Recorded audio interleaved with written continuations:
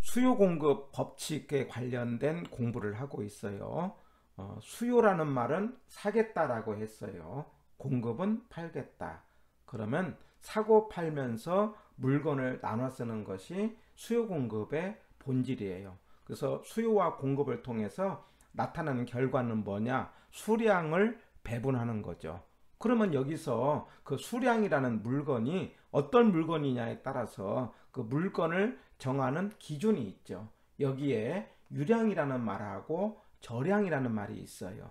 해서 유량이라는 말은 흐를 유 이런 뜻이요. 흐르는 양이다 이런 뜻이죠. 그래서 영어로 이야기할 때는 플로우 그럽니다. 영어도 좀 알아주세요. 영어로도 시험에 나왔거든요. 거기에 대해서 저량이라는 것은 저장된 양이다 해갖고 영어로는 스톡이라고 하는 겁니다. 자, 그래서 유량이 어떤 것이냐라고 하면은 물이라는 것을 가지고 여기 수도꼭지로 예를 들어 봅니다. 수도꼭지에서 물이 쭉쭉 떨어졌을 때 물의 양을 재려고 하는 거죠. 그럴 때 물의 양을 재려고 한다면 떨어지는 기간이 있어야 되겠죠. 그래서 기간이라든가 아니면은 동안이라든가 이런 말이 들어갔을 때 물의 양이 되는 겁니다. 무슨 말이냐면 1시간 동안, 1분 동안, 하루 동안 해갖고 기간이 들어가서 우리가 생긴 양을 유량이라고 하자라고 하는 거죠. 거기에 대해서 물통에서 물이 떨어져서 물통에서 물이 이렇게 채워 높아 가는데 물의 높이가 계속 변하잖아요. 그러면 물의 양을 말하려면은 시점이 들어가야 되죠. 그래서 시점으로 생긴 양을 뭐라고 한다? 저량이라고 하자 이 말이에요. 물의 양을 잴 때 흐를 때 재는 양을 뭐라고 한다? 유량. 기간이 들어간다는 것, 또 동안이 들어간다는 것, 그 다음에 저장된 시점으로 재어진 양을 저량이라고 한다. 자, 그러면 예를 들어 보면은 이제 소득을 생각해 보세요. 자, 소득을 우리가 월급을 갖고 생각합니다. 월급이 1,000,000원 이렇게 생각하자고요. 그러면 월급의 1,000,000원이라는 것은 월급이라는 개념이 뭡니까? 한 달 동안에 번 돈이잖아요. 한 달 동안이라는 동안이라는 기간이 들어가지 않습니까? 그래서 월급 1,000,000원은 뭐라고 하자? 유량으로 말한다 이런 말이에요. 그런데 똑같은 1,000,000원이 있는데 이 1,000,000원이 지금 내 호주머니에 1,000,000원으로 있다라고 하는 것을 자산이라고 말할 수 있어요.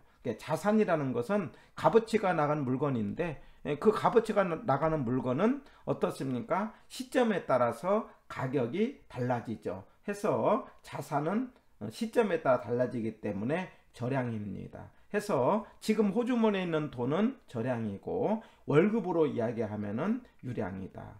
자, 조금 비슷하게 비교를 해가면서 유량과 저량 개념을 생각을 합니다. 자, 임대료 그러면은 임대료라는 건 뭡니까?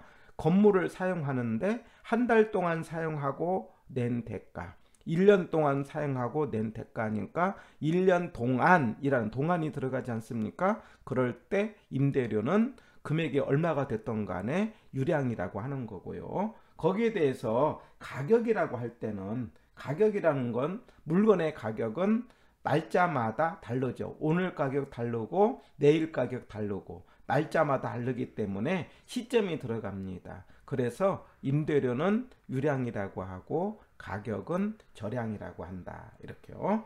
그 다음에 재고량을 생각해 보세요. 재고라는 게 뭡니까? 지금 남아있는 양 그러지 않습니까?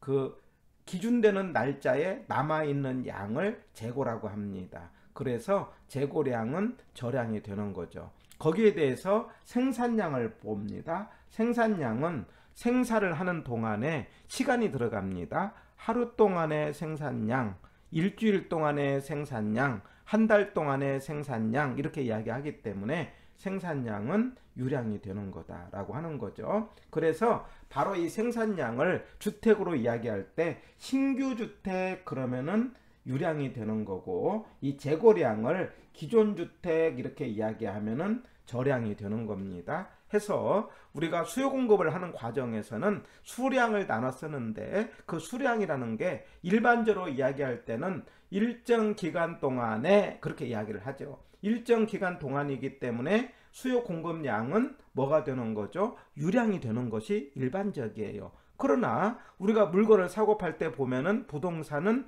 기존 주택도 있지 않습니까? 그래서 기존 주택을 이야기할 때는 저량이라고 하는 거죠. 일반적으로는 뭐가 되지만 유량이지만 그러나 기존 주택은 저량이 된다 해서 물건의 양을 나타내는데 시점으로 생긴 양은 뭐라고 하자? 저량. 기간으로 생긴 양은 유량. 이렇게 해서 소득과 자산, 소득은 유량, 자산은 저량. 임대료와 가격, 임대료는 유량, 가격은 저량. 생산량과 재고량, 생산량은 유량, 재고량은 저량. 신규와 기존, 신규는 유량, 기존은 저량. 이렇게 해서 대비하면서 기억을 하시고요. 나중에 문제를 풀면서 조금 더 다른 용어들이 있는 것들은 서로 비교하면서 정리를 해보도록 하는 겁니다. 자, 이번 시간 유량과 저량 가장 기본적인 개념을 정리했습니다.